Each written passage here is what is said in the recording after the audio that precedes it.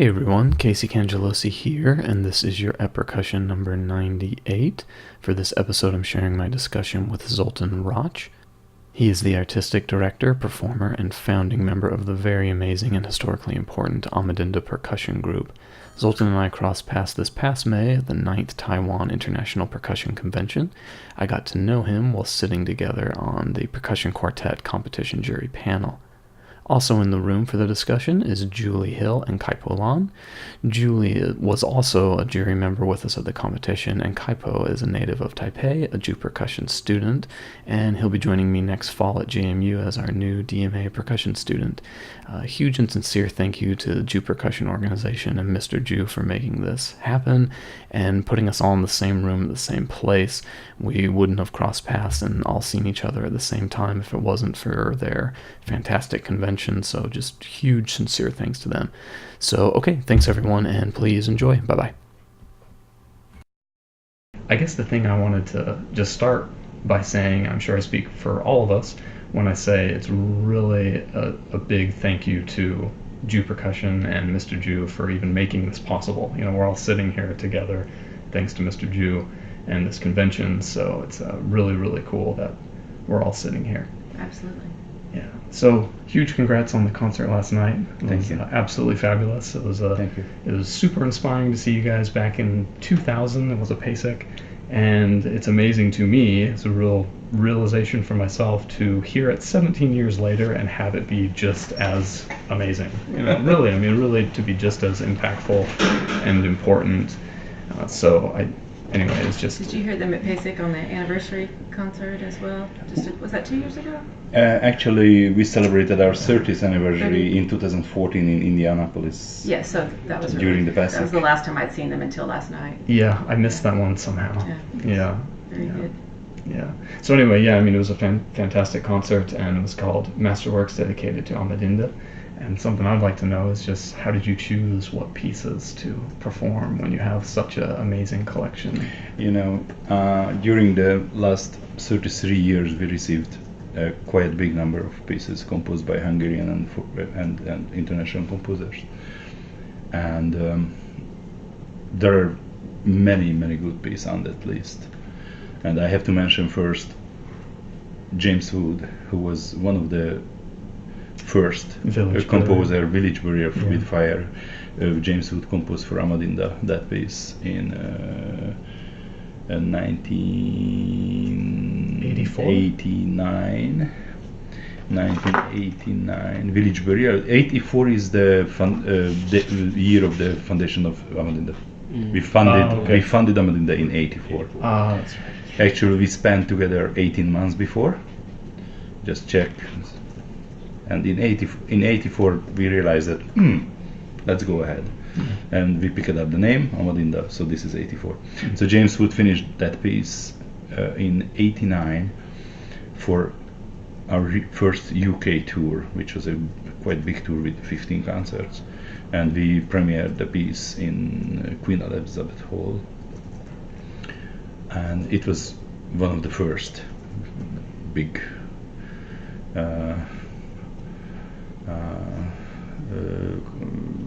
piece composed for us. Before that, in the 80s, 84, 85, some Hungarian composers composed different pieces. One of them, Doll's House Story by István Marta, we just heard during the competition by the Spanish group. Yeah. So when I received this invitation by Mr. Jew a year ago, and being here fifth time, because we were invited for TIPC first time in 1996, after that 99, 2002, 2008, and now they invited for 2011, but at that time we had a Canadian tour, so it was completely hopeless to combine the two things.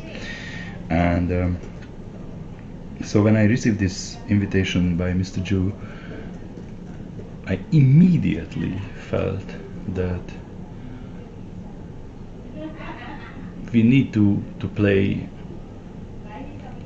what we feel really super own.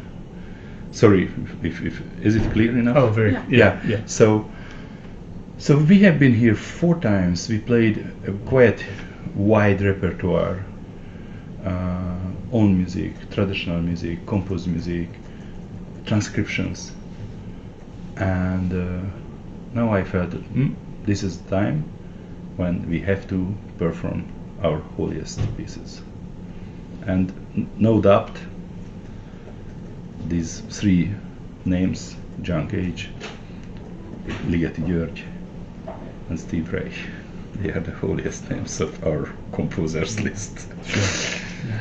And it's an enormous and unbelievable privilege to get these pieces during the last 26. So it was a very quick decision in a half an hour. Half hour. In a half an hour, immediately when I received it, I told the others that, okay guys, Cage, Ligeti, Steve Reich. Yeah. And Aurel told me that, oh, this is a very nice idea, but our programs usually more colorful and more. And I said some really strange things that, Aurel, I don't want success. I don't want to compete to play fast and loud. I want to play our biggest treasures. And I trust that it has to be work. You know you did play fast and loud though. Oh yeah, we played yesterday a little bit fast and loud, yeah. Yeah, because finally we added their piece, Tradition number 1, the winning number, for this crazy coach. No, it's a traditional music, OTA. But we start the concert with a piece composed by Zoltán Rácz and Aurel Holó. The title is Traditions number 1, the winning number for this crazy coach. Yeah, we played that at my school. We had a blast. That one? Yeah, we played 7 and 9. It's wonderful, so much fun. So it was a hard. it was a really very quick decision. I guess I was thinking of the traditional piece with the big logs. Yes, that is OTA. Yeah. It's one of our there were some smoking notes. That is one of our most popular things. We were discussing in judging this week, and I've heard of you, of course, for decades, but had not met, so it's been really a personal pleasure to get to know you this week. But just in all the space between our rigorous judging schedule, we had time to pick your brain about some of the historical and cultural and social context surrounding the formation and evolution of Amadinda, and I wonder if you would just speak on some of those things, because that's been really enlightening to me this week. And the special pieces too that went along with that. Right. Special pieces? Yeah, Dollhouse Story. Dollhouse Story. Those are great. Yeah. We started the conversation because of Dollhouse Story, which was composed in '85, and now it is history, and I'm afraid most of the young people, even in Hungary, I am teaching at Liszt Academy, and my students are between 20 and 25. I have to say something. It's really strange to say, but they don't know nothing. what happened before the big political change. But I completely understand, because if you read a text or a history book, it's okay, but they never felt the smell of communism. And so it's completely impossible. It's impossible for you. Yep. It's just knowledge, but not a touch. Mm-hmm. So and I have to say, and I said to you a few days before, that the communism was something different in Hungary, because we had a very powerful revolution against the Soviets' rule in 1956. Actually, this is the year when Ligeti left the country, Ligeti György. And this 2 weeks was a very tragical moment in the Hungarian history, because during the communist years between 1948 and 56, the Western world said many times and such as do something, and they had radio stations to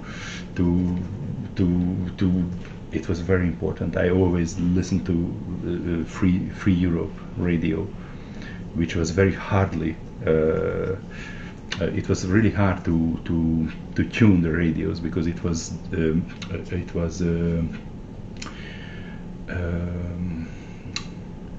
so this is my English. So the radio signal was destroyed by the communist. So sometimes you were able to listen to the radio with many noises, and somebody said it was really strange. Yeah. So they blocked the signals on. Oh yes, on they purpose, blocked the so signal. interference. Sometimes the quality of the broadcast was very poor, but many people was listening during night, and it was a top secret. I mean, during the 40s and 70s. I was born in 60s, so it's history for me. But it was really dangerous. I mean, and okay, and.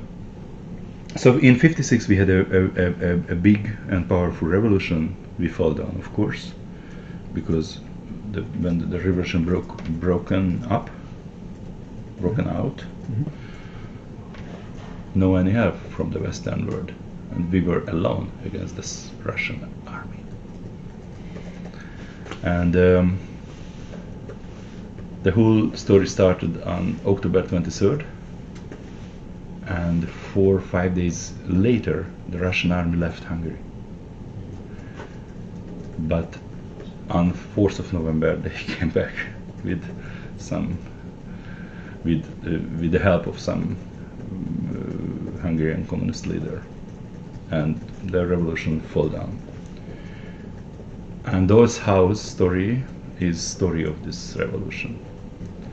It says about this 16 days, 16 days. The Doll's House story is the story of the revolution, but it's a fairy tale. It says that, ladies and gentlemen, we are in a department house. After closing time, the dolls just start fighting with each other, and it is a really bloody act. But few minutes later, a security man came with his flashlight, and everything just stopped for a while. And after, they start again with more aggressive and more with more victims, and so. And it's exactly the story of the 56 revolution in Hungary, starting the few days when the Russian left Hungary, and the very tragic end of the story. And in those days, in 85, 86, even if the Hungarian communism was much lighter than the version in Romania or Eastern Germany or Poland, but it was real communism, so it was a risk to clearly speak against to do anything against the system, to announce, to speak, you understand me. So that's why before the concerts we had to say this fairy tale. Ladies and gentlemen, Doll's House story. But the story was so clear that most of the people were able to recognize that what is it? Even the power. But we are speaking department house, Doll's House, doors. Yeah, so it was very interesting, and it was a kind of risk, not a huge, but a kind of risk. It's amazing to me that people could still correctly interpret the piece, even though it's a percussion ensemble only. Because of course we've heard about this, Shostakovich or something, hidden messages in music. Oh yeah, that the people really understand, but percussion ensemble is still in its infancy. Yeah. So it's Yeah. beautiful. Yeah, and this is the story of those house. So we love to play, and it was part of our opposition of the communist rule, and we did some different things as well, but maybe it's not interesting now. Would you talk a little bit about, a little bit later on, your proposal for the original Reich concert and how that was rejected because it was seen as supporting Americans, right? So, and then later, as the regime started to weaken and move out. Then could you repeat the question? I don't understand exactly. Sorry, Julie. The story you told us about proposing a original Reich tour. Yeah, we are Steve Reich tour. Right. Oh yes. But Yeah. I was a great fan of Steve Reich music since early 80s, and we premiered Tehillim very, very soon after the world premiere in 84 in Budapest. The piece was premiered in 82. Which one? Tehillim. Okay. Psalms, Tehillim. And if I'm correct, the world premiere was in 82, but the earliest version was only included only two movements, the two first movements. After that, Steve added two more, so now it's four movements. And we premiered in Hungary in 84, just 2 years later. It was also an act against the communist propaganda and aesthetic. In 86, we premiered the drumming in entire drumming, 86 October. And in 86, I proposed for the national, at that time in Hungary, everything was owned by the government, even the concert office, everything. I proposed to the Philharmonia, they said, that we would love to put together a program, or a Steve Reich program, 4 different programs. And the plan was to play as many as we can, so each program at least 2, 3, 4, 5 times. So I proposed this plan, and some promoters, because during that time it was totally different, was really enthusiastic and really positive, to say, oh, it's a great. But finally, the big boss said, no. It's easy to recognize. Why? Because again, it's a Western culture, American culture. No. 86, I was 26 years old.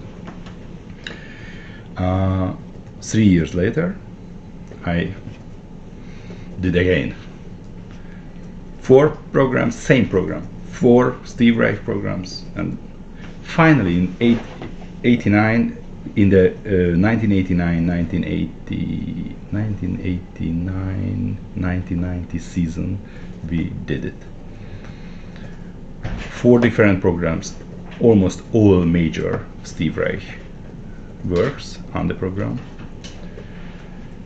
and we finished the tour with 18 musicians, music for 18 musicians. And at that time, published score was not available, and Steve, or his agent, or Steve, sent us a lot of sketches, but they were really sketches, no numbers, no any help for what is it, which part of the piece. He composed for the piece for a year, and they made 1 or 2 rehearsals per week, and the composing process was almost a year. And the sketches just he had more and more sketches. So I got 3 kilos of paper, but no any indication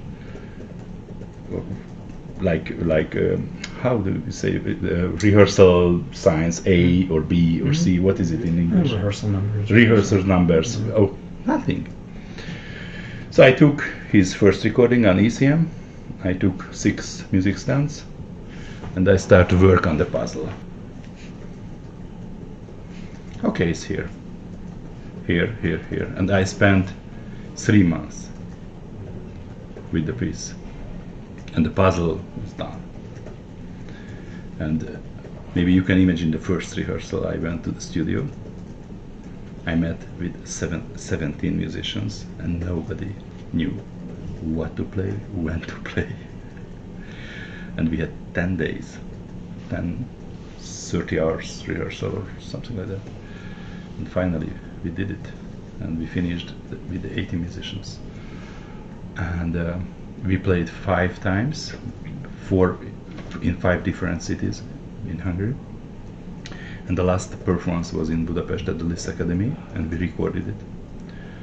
And the performance was really good. And in '92, 2 years later, I visited Steve Reich in New York. When I visited John Cage, I spent with Cage a week in January '92. And it was so nice. Just say hello to Cage at 5 p.m. At 5:30, I knocked the door of Steve Reich.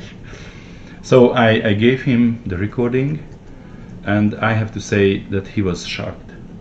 And he asked me, Zolti, he always tell me Zolti, Zolti, how is it possible? How did he do this? And I told to Steve that, there is not too much secret. I love this piece.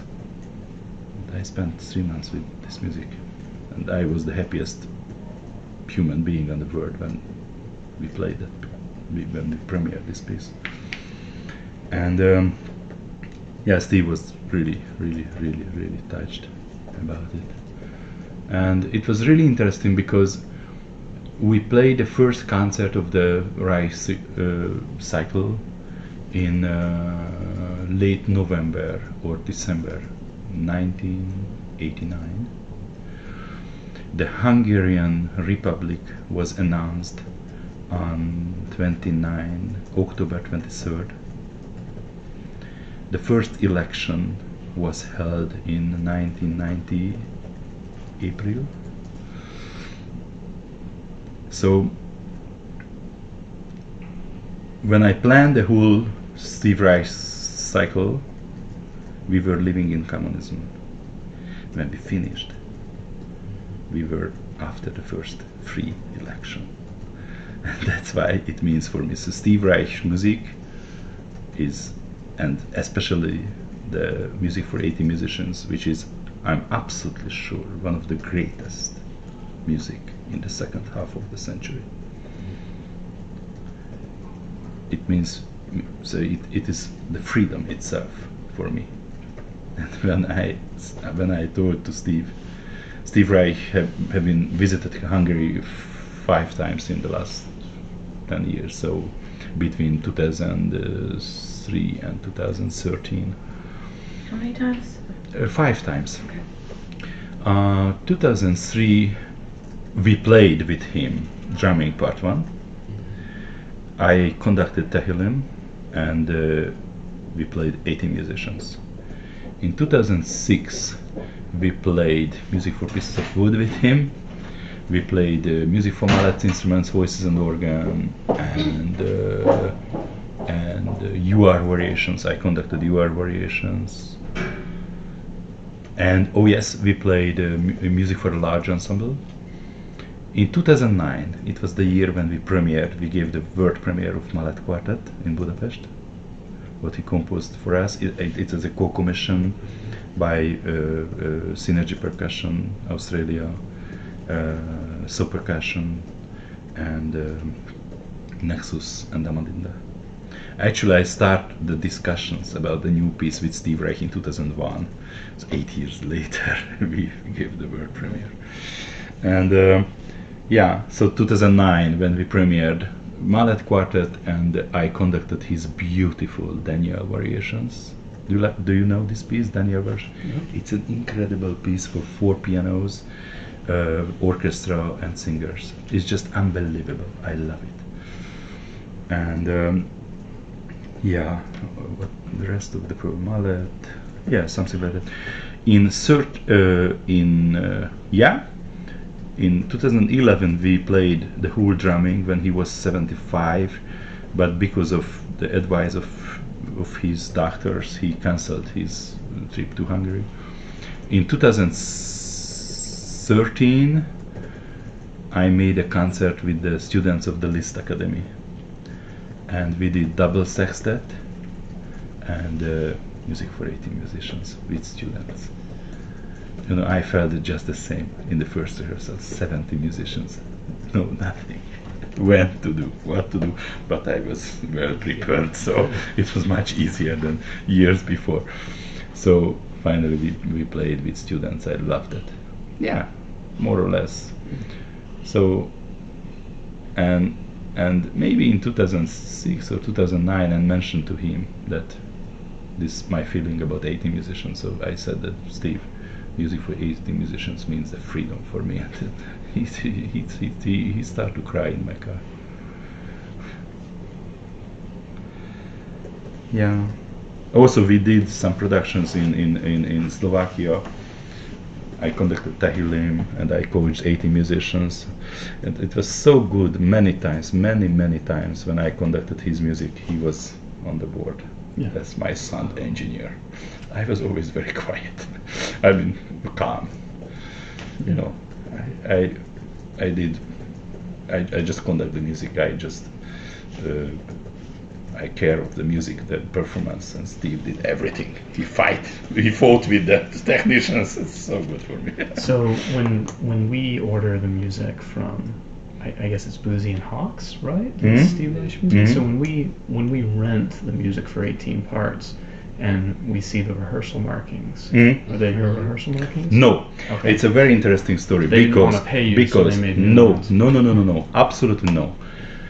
It's a very interesting story. Of course, Steve asked me in '92 to help him and help Boozy and Hawks to create a published version of 80 musicians.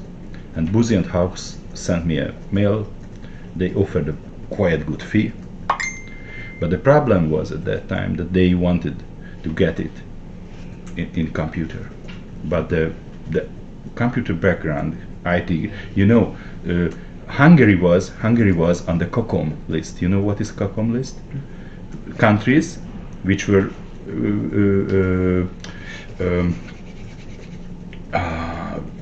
which were not able to import.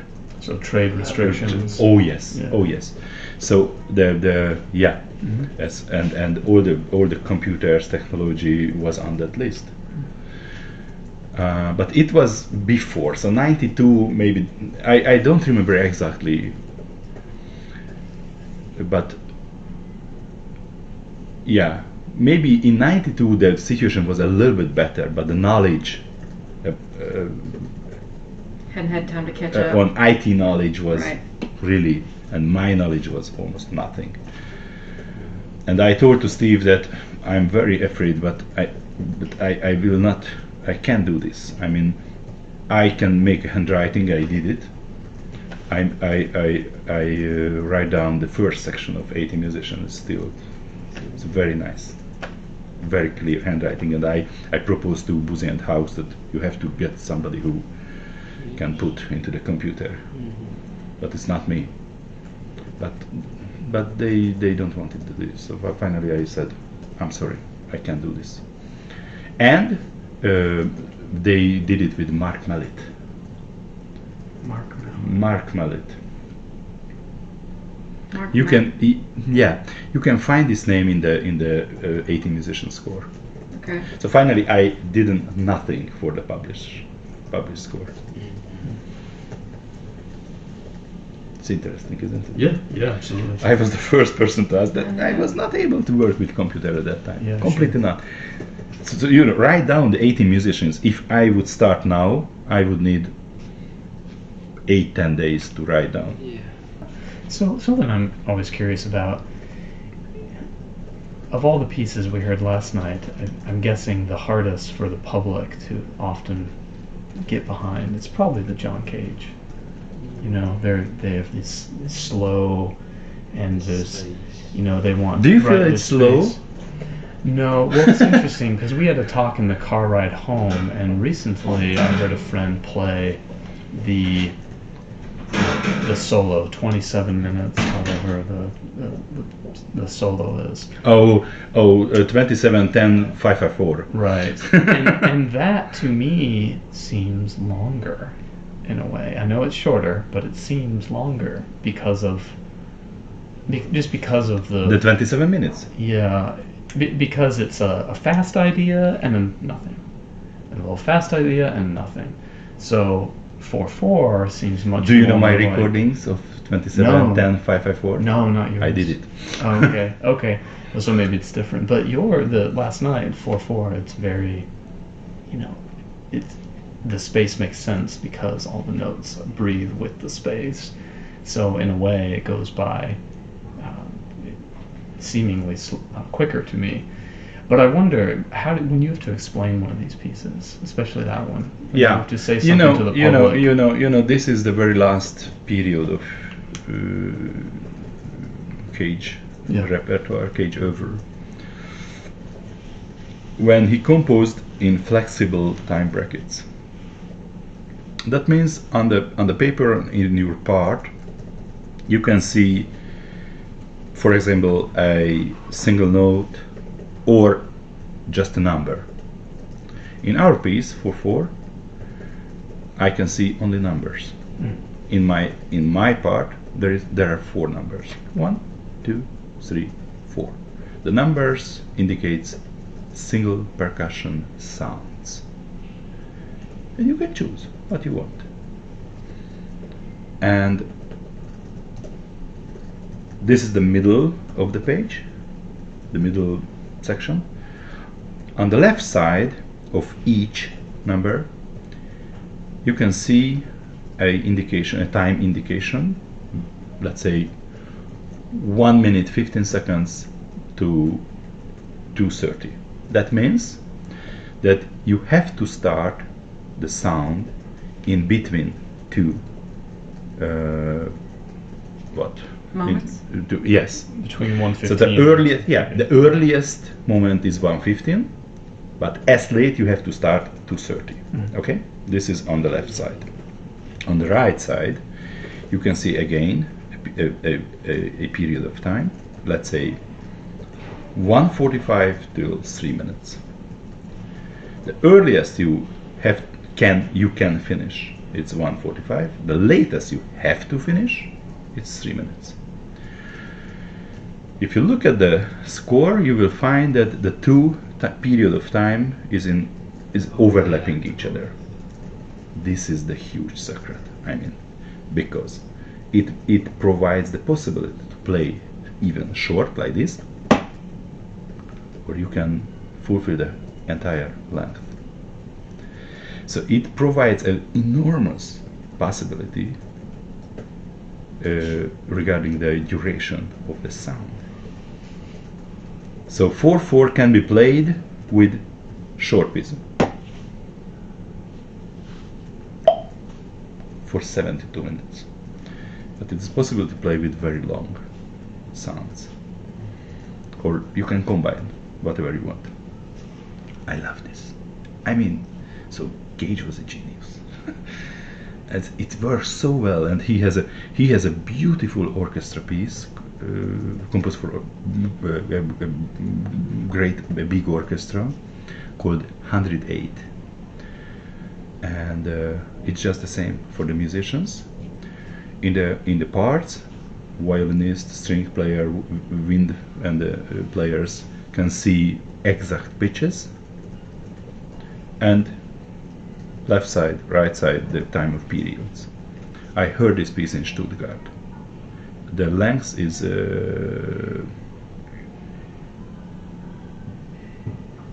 it's 43 minutes and 30 seconds, if I'm correct. And the result is the sounding result is unbelievable. It's so beautiful. And 108 people watch the monitor for the time code, and everybody plays individually, following their part. And the sounding result, oh my god. And I was sitting there in Stuttgart, and how many composers spend hours and weeks and months to create a structure, what to do.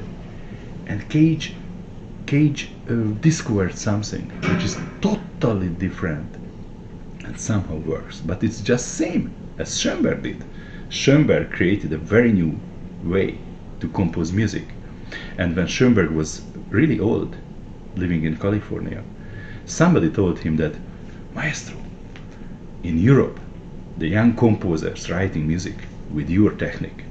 And he was very much surprised, and he said, wow, so how are they able to write music with this? So it is an unbelievable idea. It was John Cage's own idea. It works very well. And 4/4 is just the same.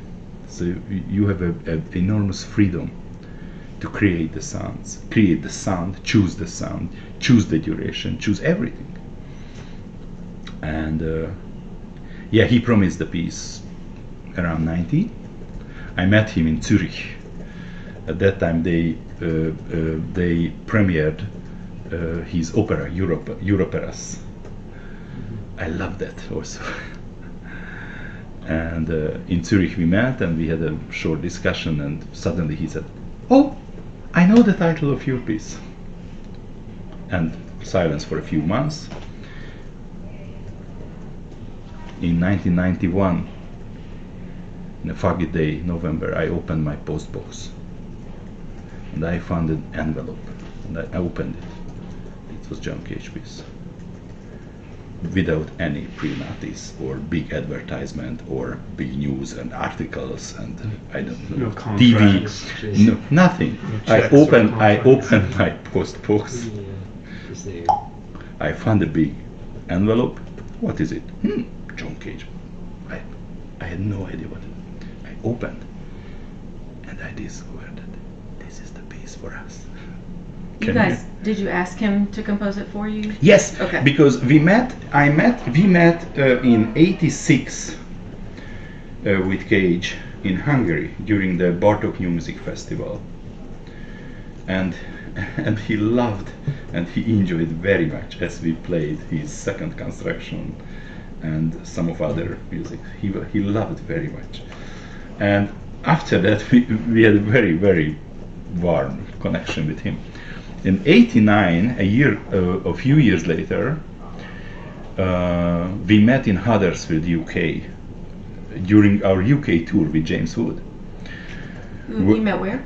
Huddersfield. Huddersfield. Huddersfield Contemporary Music Festival, one of the well-known contemporary music festival in UK. And in '89,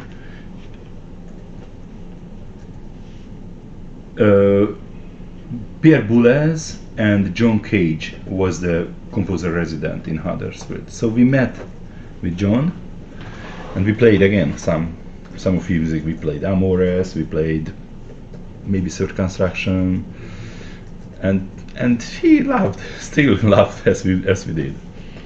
And in '89 in Huddersfield, I told him that, John, we have a very serious plan to record all your percussion music from the beginning to the very last note.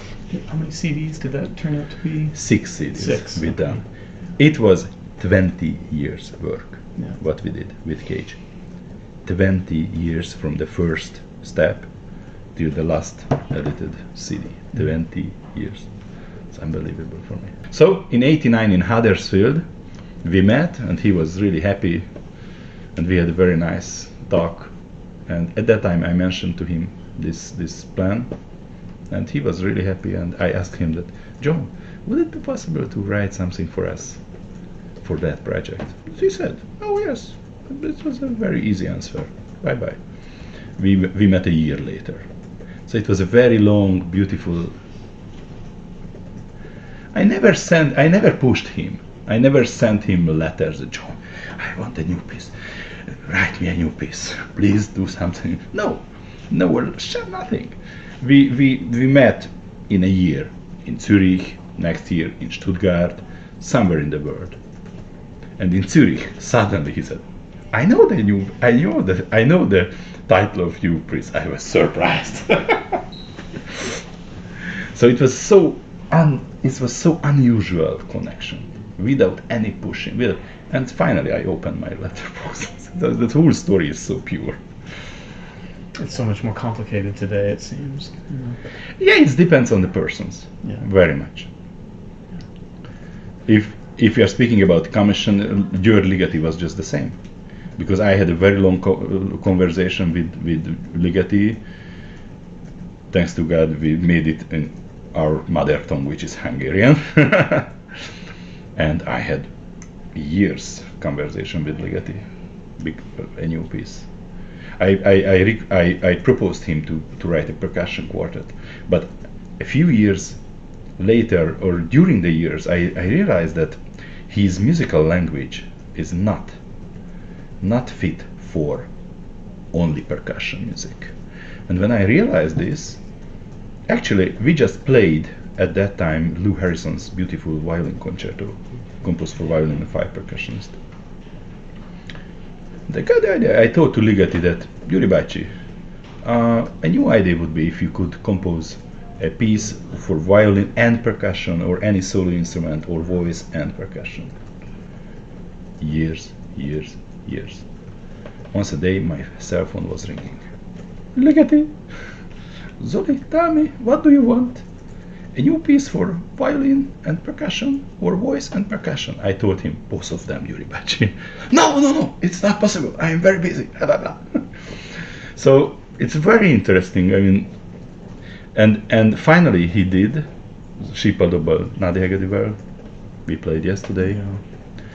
And we are speaking about the commissioning. And he said, Zoli, don't care about the commissioning. I will organize it. I will call Betty Freeman or this whatever festival. You don't need to do nothing. Thank you. And it happened. Finally, a concert hall in France, Metz, Arsenal in Metz, commissioned the piece. Because Ligeti had some trouble with Miss Betty Freeman, but I don't know the details. Zoltán, when was the premiere for 4? For 4. Yeah. I would love to give you an absolutely exact answer. Approximately. I have here the documents, Oh. always with me. Okay. Always with me, with my part. Okay. But it was in 92, November 18th, but we have to check it. Okay. But I can check it today. Okay. And where? Tokyo, in Ueno Park, in the oldest concert hall in Tokyo, Sogakudo.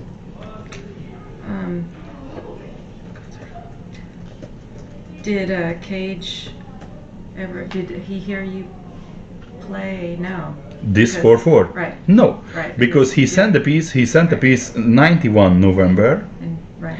We premiered a year later. I met him in 92 January. I spent a week with him in New York, and we discussed the whole percussion repertoire. I was able to touch everything in his apartment, open everything, touch everything, study everything, ask everything. I had 2 hours every day to speak with him because he was busy with doing. He went to the doctor. He forgot something. I have to go. And I was alone in the apartment, and he cooked the lunch every day. He said around lunchtime, Zoltán, lunch. We ate together. It was a wonderful week. Do you find that, because of course I've never met. So Julie, so it was in 92 January, Okay. and Cage was scheduled for November, but he died in 12th of August, Right. 92. Okay. Do you find that these composers are their personalities are accurately portrayed in the way people write about them? Because John Cage, I've never met, and I never will get to meet. Oh, I might now, be, you know. sorry, do you I completely find don't understand. It's too much Okay. for me. Yeah. Please, You know, a little bit more when simple. I read about Yeah, John Cage's yeah, personality, yeah. do you think that I'm getting an accurate description? Oh, yes and no. Okay. Yeah, do you think we perceive the Yes and no. personalities incorrectly You know, sometimes? it's widely spoken that Cage had no any criticize. So he said always, it's good, I like it, it's good, no negative comments. Yeah, it can't be true. It's absolutely not true. Absolutely not true.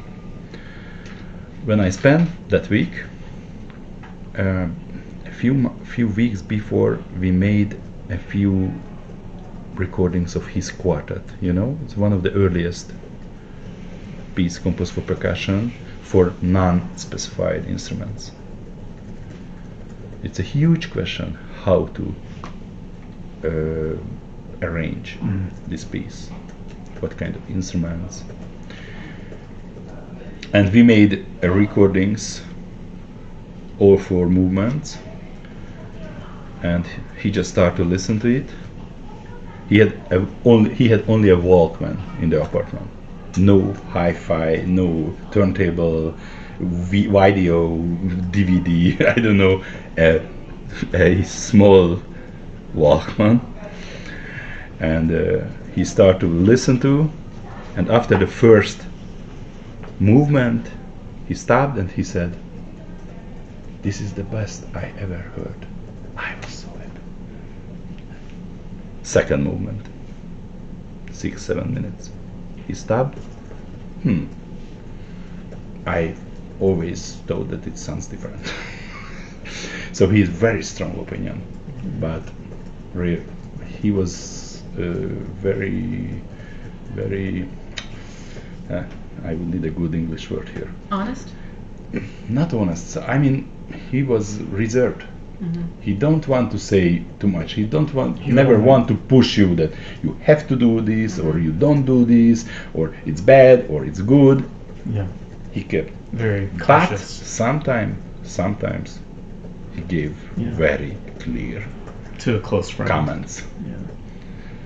You said. I really wouldn't say any time that I was a close friend of John Cage. What What about piece was that? I'm sorry. Quartet. Okay, the quartet. Composed in 1935, 4 movements for unspecified percussion instruments. Could I ask the same question about Ligeti? Yeah? Yeah, his personality. Do you think Oh, that you know, my perception of his personality is accurate? You know, we are speaking about 3 giants: Cage, Ligeti, Steve Reich. I have to say the biggest impact on my musicianship and my career is Ligeti. Why? Maybe because of the mother tongue. So we were speaking always in Hungarian, of course. But believe me, Ligeti was a genius, super genius. Last of the polyhistors. Speaking about mathematics, literature, music history, politics, history. So he was a genius. And I met him in 90. He finished the piece in 2000 and he died in 2006. And in his last 6 years we had a very special, very warm personal contact. And he called me many times from Vienna or Hamburg, and we had very long phone conversation. He was very much interested in the everyday life in Hungary, politics, all parties, all leaders, 2000 questions. But the conversation with Ligeti was always very quick. So there, he stopped a topic, he started a new one, he asked me, and I always try to give a good and Concise. relevant answer. But sometimes he understood the first few words was enough for him, and he said, "Okay, stop." And we start to speak. So as a discussion with Ligeti, and many of these phone calls, the duration of these phone calls was normally 60 to 90 minutes. Touching different themes, different topics, about my family, blah blah blah, everything, personal things, and yeah, he was very quick, and his knowledge was just amazing. So when we finished the phone conversation, many times I felt that I finished the conversation, and I felt myself like this, tiny, small, like this, because he was so big, and it was so good to be in contact with him. But you know, the feeling that, oh my God, I am a small, a small stone, and Ligeti is the galactic measure. This is incredible, incredible. And I never forget, during the phone conversation, he finished the phone conversation. Yeah, sometimes he interrupted, or we just finished the topic, and silence for 3 minutes, holding the phone. And during a conversation, when he touched the questions about the politics, Hungarian politics, new election, blah blah blah blah blah, silence for 2-3 minutes.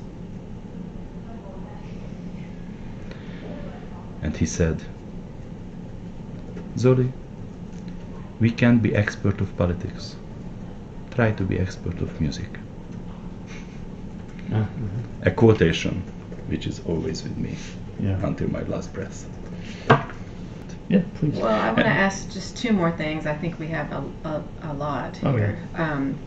But especially for, I think about my students and the younger generation, and their familiarity with Amadinda, and you know, my kids were at the PASIC concert a couple of years ago and they just loved it. They were absolutely blown away. But two of the things I think that I always think about the younger readers wanting to read an article. What would, you know, and so I think two of the things they would want me to ask you, you probably get asked this a lot, but I want to ask about the Tahitian piece, a little bit about how you guys came to play. And then I think that they would want me to ask you about the Before John titles. Where do those come from? Yeah, you know, I am not the best person to give an answer because I am not the composer of this, but I know something. You know, if Zoltán Rácz and Aurel Holló made a decision many years ago to compose a cycle, 9 pieces altogether. And all pieces has an own title, of course, but the subtitle is always Before John, plus a number, an index number. Is a Before John on the 4th time is a, how do you say, is the small, it's an index number? Yeah, sure. Before John. And it's very important, the typing. BE small, FOR capital, E again small, John capital. Right. If you, for John. But who is John? Exactly. You don't know? Nobody knows. Nobody knows. And you don't need to know. Because, of course, it can be easily John Cage. Right. But it can be John the Evangelist. So it's a question. Who is John? Okay. Have you ever asked him? Have you ever asked him? What does it mean, sir? Have you asked him who John is? The composers? Have you asked Zoltán who he's referring to? He doesn't know. No. Oh, he doesn't know either. No one. He don't want to say. This can be John. Okay. Cool. That's great. I like that. Okay. You know, So there is four evangelists: John, Matthew, how do you say Mark and Lukács, how do you say in English? Lucas? There are 4 evangelists in the Bible, Right. Holy Bible. Matthew, John, Mark, and Lukács, we say. Yeah. So it can be one of them, John. And yeah, you can John if the you Baptist, no, it's different. Right. It's, But it could be. I guess. Yeah. Maybe. Right. Right. Good. Right. Yeah, good. And if you open this course, you can find a little explanations, and Yeah. if it's clear for you, it's okay. It's not. Okay. No, that's Yeah, great. it's really interesting. And please don't think that I'm joking. So it's very serious. Sure. It's Nobody- great- nobody it's great knows. to not Nobody know. knows I who mean, is John. It's really Right. fun to Because know. John can be, John Cage can be John the Evangelist, or can be an ideal John. Okay. And then, do you know anything about the background of the piece from Tahiti, the Polynesian piece, or how he came to write that? Oh, actually, our first meeting with Polynesian culture was in '87 when Zoltán Rácz and me, we have been in Hawaii, and we got a very interesting touch. And you know, we were always interested to play traditional music. This was influenced very much by Nexus. Nexus, they are our fathers. If you open our CD from '98, when we start to give a title for the CDs, it's Legacies 1, Legacies 2, Legacies 3. When we published Legacies 1, after 6 years, no recording, it was a new start again to make recordings. We wrote down that, so the influence what Nexus gave us is one of the most precious things we get ever. And the Nexus had a great knowledge on traditional music, and we just the followers of their path. Did you guys do some field recordings when you were in Hawaii or anything, or? Oh no, not at that time, but Zoli went back Okay. few years later. And the result, yeah, it was also few months, 9 months, all the big wood instruments were carved by Zoli, so it's a handmade. Oh, really? Everything, Wow. everything, Yeah. like the traditional musicians. Yeah. So it's 8-9 months work, 7 minutes music, but Yeah. you have 7 minutes. Really. I would love to know, we judged these percussion quartets together, and, you're celebrating your 33rd Amadinda anniversary, 33-year anniversary. And, 18th of May. right. I would just love to know, how do you feel about percussion ensemble today, and how it has maybe changed, or, Yeah. if there are good things, some Oh, bad it's things. a very, very sensitive issue. Yeah, great. Yeah. Honestly, I hope I'm not right, but my honest opinion is that contemporary percussion music, as we did, as Nexus, the Percussion Strasbourg, the classical percussion music, was the music of the 20th century. Why?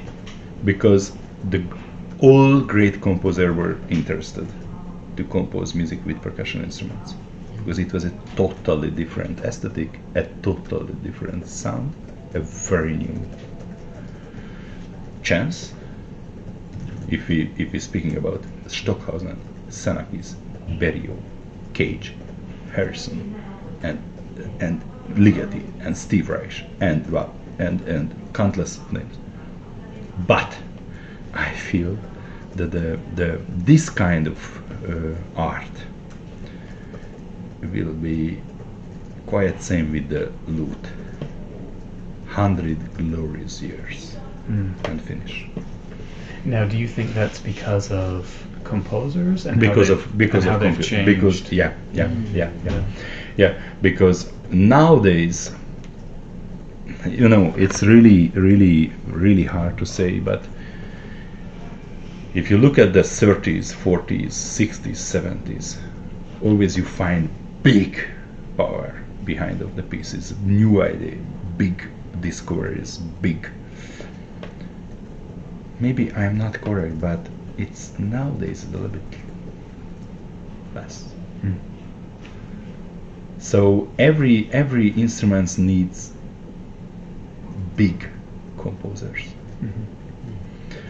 Look at, I mean, we percussionists, we are so lucky because the 20th century was the century of the electronic music and the percussion music.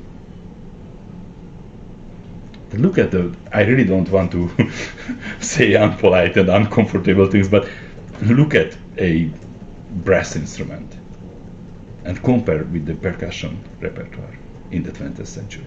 It's a huge difference. Yeah. A huge difference.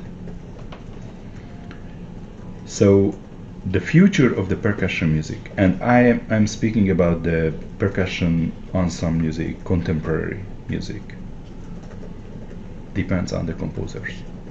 And I have to say that I love Aurel, I love Zoli, I love many players, I love Casey Cangalozzi, who are percussionists and write music with a great talent. It's great, but not enough. Because we need a new John Cage, a new Steve Reich, a new Xenakis, a new Berio, a new Bartók, a new Stravinsky. It's very important. I think it's very important. It is invaluable what you do, and I admire very much because I have no talent to compose music. I conduct. But yeah, for an instrumentalist there are two ways. Write music or conduct, no more. Or give up. this give up. Yeah, so I honestly appreciate everyone who compose music, and so you composed very enjoyable, good pieces. My students loved that, and they played in my class. But the future depends on the giants, real giants. Yeah, sure. That's a nice way to wrap up, actually, Yeah, isn't it? excellent. Yeah. And nowadays, I feel that the giants are trying to find different ways, not the percussion. This is my feeling. Could be. I am not happy about it, Yeah. but and most of, first of all, maybe I'm completely wrong. Well, thanks so much. This was really fun. And Julie, thanks so much. Appreciate it. Thank you very much. Yeah, for- sure. And Kai, good to see you. Good to see you. It's so great to Actually, make new friends Yeah. and learn new things here Yeah. across the world. Agree. Yeah. I have one small question. Good. Because you just mentioned about the competition, a new percussion ensemble. I was wondering, to percussionists, it's hard, never easy thing to find a place to rehearse or practice, Yeah. and even instrument, and to having a percussion ensemble is even harder, more Yeah. challenging. Yeah. How did you deal with it, back to 1990s? 80s. Oh, yeah, 80s. When we start. And if you could also talk just one sentence about Strasbourg percussion when you first heard them, inspiration, that'll tie into Kai's question as well. In the 80s, when we start, we made our rehearsals in a. Yeah, I try to express myself in square feet. It was less than 400 square feet. I can't imagine how we did it.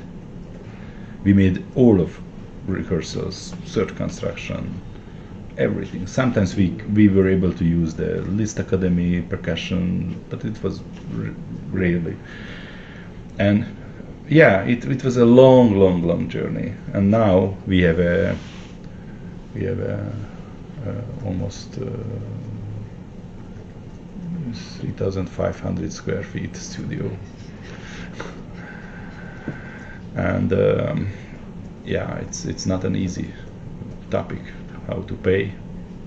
I have to say, Amadinda we never get any government help, so we are living from the market basically. It's almost unbelievable. I told to Julie that if anyone would ask me about our first idea in '84 to build up a percussion music just behind of the Iron Curtain where no scores, no instruments were available, I don't know the answer.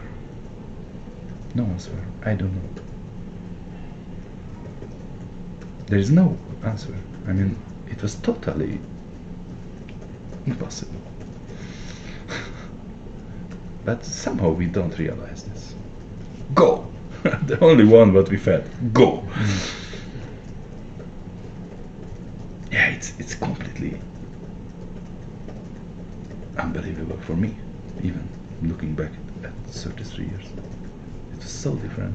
So it's not easy. That's why if you count the numbers of percussion groups who had a quite great and long career, it's Le Percussion Strasbourg, which is more an institution than a group, because during their more than 50 years, more than 40 players played in Le Percussion Strasbourg. So it's Le Percussion Strasbourg an institution.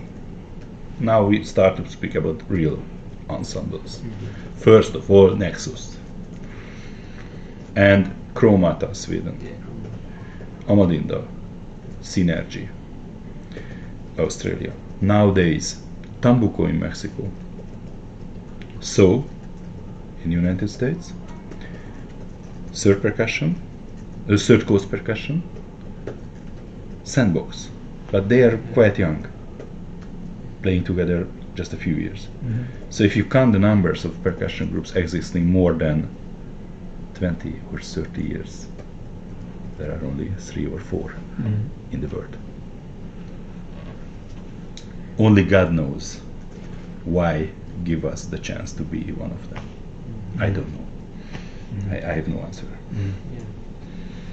Zoltán, I have this written down somewhere, but you heard Strasbourg Percussion came to Budapest in 77. Okay. You know, I was 17. It's hard, but You can't imagine. Yeah. You can't imagine. In 1977, and if on those days, on that day, people from the Mars would came, it was a bigger surprise for me. The Le Percussion Strasbourg, even the Martian tribes would come. Yeah. I was sitting on the balcony in the Liszt Academy like this. It was on that day a completely new window opened for me When you were watching in 77. Next. Texas. What? Strasbourg. Strasbourg. It was Le Percussion Strasbourg in Budapest, 1977. Okay. On that night, a new window opened for me, for a new world. Thank you. Great. Hey, thanks a lot.